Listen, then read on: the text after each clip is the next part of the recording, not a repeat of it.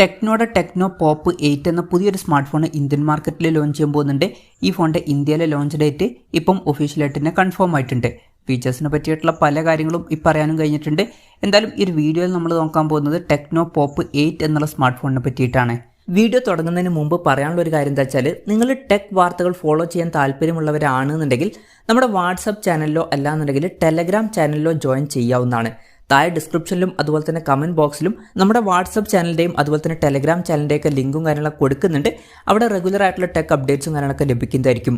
ആദ്യം നമ്മൾ ഫീച്ചേഴ്സും കാര്യങ്ങളൊക്കെ നോക്കുകയാണെന്നുണ്ടെങ്കിൽ ഡിസ്പ്ലേയുടെ കാര്യത്തിൽ ടെക്നോ പോപ്പ് 8 6.6 ഇഞ്ചിൻ്റെ HD+ ഡിസ്പ്ലേ വന്നേക്കാം. ഫുൾ HD റെസൊല്യൂഷൻ വരാൻ ചാൻസ് ഇല്ല. പക്ഷേ ഒരു കാര്യം എന്താ വെച്ചാൽ വിലയും അതിനനുസരിച്ചിട്ടൊക്കെ തന്നെ വരാനാണ് സാധ്യത. പിന്നെ LCD പാനലായിരിക്കും ഇതിൽ വരിക. ഡിസ്പ്ലേയിൽ 90 ഹെർട്സിൻ്റെ റീഫ്രഷ് റേറ്റൊക്കെ സപ്പോർട്ട് ചെയ്യുന്നതായിരിക്കും. 150 ഹെർട്സിൻ്റെ ടച്ച് സാമ്പിളിംഗ് റേറ്റും ഇതിൽ വന്നേക്കാം.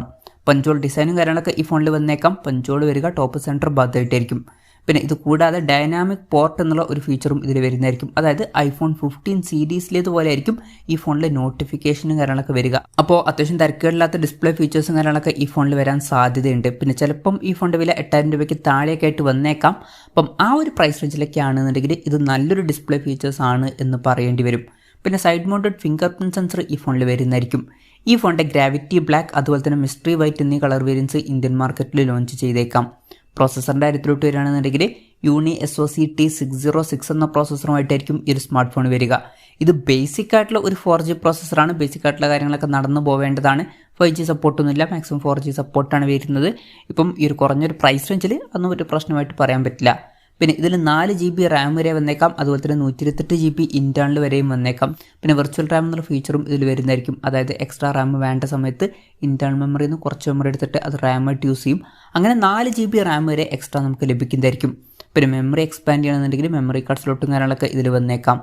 ആൻഡ്രോയിഡ് 13 ബേസ് ആയിട്ടുള്ള ഗോ എഡിഷൻ സോഫ്റ്റ്വെയർ ആയിരിക്കും ഇതിൽ വരിക. ഗോ എഡിഷൻ എന്ന് പറഞ്ഞാൽ പ്രോസസ്സർ അത്ര പവർഫുൾ അല്ല എന്നുണ്ടെങ്കിലോ അല്ലെങ്കിൽ റാമൊക്കെ കുറവാണെന്നുണ്ടെങ്കിൽ ഹാങ്ങും കാര്യങ്ങളൊക്കെ വരാൻ ചാൻസ് ഉണ്ട്. അത് ഒഴിവാക്കാൻ വേണ്ടിയിട്ട് ആൻഡ്രോയിഡിൻ്റെ ലൈറ്റ് വെർഷനാണ് കൊടുക്കാറ്. അതാണ് ഗോ എഡിഷൻ സോഫ്റ്റ്വെയർ. അങ്ങനെയുള്ളൊരു ഗോ എഡിഷൻ സോഫ്റ്റ്വെയർ ആയിരിക്കും ഈ ഫോണിൽ വരിക. പിന്നെ 3.5mm ഓഡിയോ ജാക്ക് ഈ ഫോണിൽ വന്നേക്കാം. ക്യാമറയുടെ കാര്യം പറയുകയാണെന്നുണ്ടെങ്കിൽ ഫോണിൻ്റെ പിന്നിൽ ഡ്യുവൽ ക്യാമറ സെറ്റപ്പ് വരുന്നതായിരിക്കും. 13 മെഗാപിക്സൽ മെയിൻ ക്യാമറ സെൻസർ ആയിരിക്കും ഈ ഫോണിൽ വരിക. പിന്നെ രണ്ടാമത് ഒരു AI ലെൻസും വന്നേക്കാം. ഫ്രണ്ടിൽ 8 മെഗാപിക്സൽ സെൽഫി ക്യാമറ വരാനാണ് സാധ്യത. ബാറ്ററിയുടെ കാര്യത്തിലോട്ട് വരികയാണെന്നുണ്ടെങ്കിൽ 5000 mAh ബാറ്ററി ഈ ഫോണിൽ വരുന്നതായിരിക്കും. 10 വാട്ടിൻ്റെ ചാർജിങ് സ്പീഡായിരിക്കും ഇതിൽ വരിക. ഫാസ്റ്റ് ചാർജ് സപ്പോർട്ടൊന്നും വരാൻ ചാൻസ് ഇല്ല.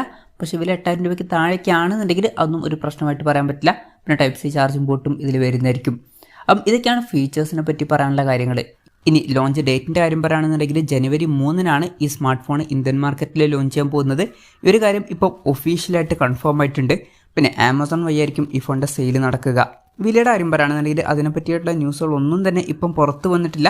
എന്നാലും നമ്മുടെ എക്സ്പെക്ടേഷൻ പറയുകയാണെന്നുണ്ടെങ്കിൽ മിക്കവാറും ഈ ഫോണിൻ്റെ വില ഒരു 8000 രൂപയ്ക്ക് താഴേക്ക് ആയിട്ട് വന്നേക്കാം. ആ ഒരു പ്രൈസ് റേഞ്ചിലൊക്കെ ആണെന്നുണ്ടെങ്കിൽ ഇത് നല്ലൊരു ഫീച്ചേഴ്സ് ആണ് എന്നൊക്കെ പറയാവുന്നതാണ്. എന്തായാലും കൺഫർമേഷൻസ് വന്നിട്ടില്ല. ജസ്റ്റ് നമ്മുടെ എക്സ്പെക്ടേഷൻ പറഞ്ഞു എന്നേ ഉള്ളൂ. എന്തായാലും ടെക്നോയുടെ ടെക്നോ പോപ്പ് 8 എന്ന പുതിയൊരു സ്മാർട്ട് ഫോൺ ഇന്ത്യൻ മാർക്കറ്റിൽ ലോഞ്ച് ചെയ്യാൻ പോകുന്നുണ്ട്. ഈ ഫോണിനെ പറ്റിയിട്ടുള്ള നിങ്ങളുടെ അഭിപ്രായം ജസ്റ്റ് ഒന്ന് കമൻറ്റ് ചെയ്യുക. അതുപോലെ തന്നെ ഈ ഒരു സ്മാർട്ട് ഫോൺ ഇന്ത്യൻ മാർക്കറ്റിൽ നിങ്ങൾ ഏത് പ്രൈസിങ്ങിലാണ് എക്സ്പെക്ട് ചെയ്യുന്നത് എന്നുള്ള കാര്യം കൂടി ജസ്റ്റ് ഒന്ന് കമൻറ്റ് ചെയ്യുക.